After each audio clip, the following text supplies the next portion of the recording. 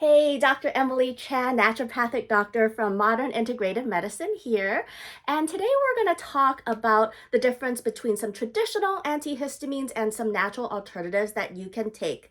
So if you're experiencing some allergies to things like pets or trees, pollen, food allergies, or even some microbes, some people get allergic after they've been sick, having some viral infections or bacterial infections as well. So that's something to think about as well.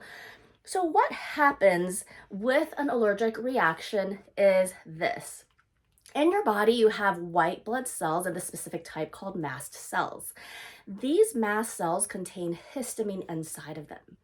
So when your body is exposed to antigens like pollen, pet dander, food allergies, or even microbes, they bind to the receptors of the mast cell.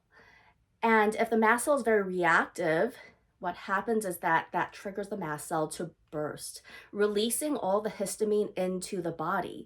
So once the histamine is floating around in your body, you could get an allergic reaction. Like if it binds to the sinuses, you get sneezing, a runny nose, to your eyes, watery eyes, itchy eyes, to your skin, hives, or lungs, wheezing, coughing, things like that. So that's kind of what histamine does.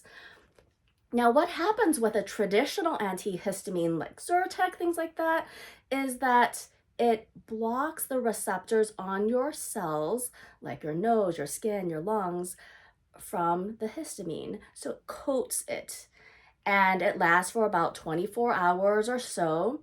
And once that antihistamine wears off, then you will have full-blown symptoms again because all the histamine is still floating inside of your body.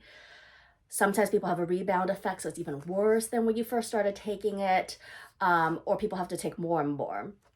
So some of the patients are asking for some natural alternatives, and some of these natural remedies, nutrients that help with allergies, work by stabilizing the mast cell. So even though there are the allergens around, the mast cell is not as reactive, they're more stabilized, so histamine doesn't get released into the body in the first place. So I feel like that's kind of one step ahead of the game.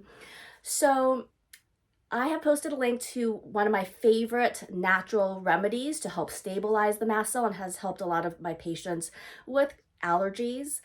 So you can go ahead and check that out. And then if you want to look at the next video I'm going to make, I'm going to explain a little bit more one by one about how some of those ingredients work in your body. So thank you so much for watching. Do me a favor to subscribe and like this video, and you have a wonderful, healthy, and blessed day. Take care.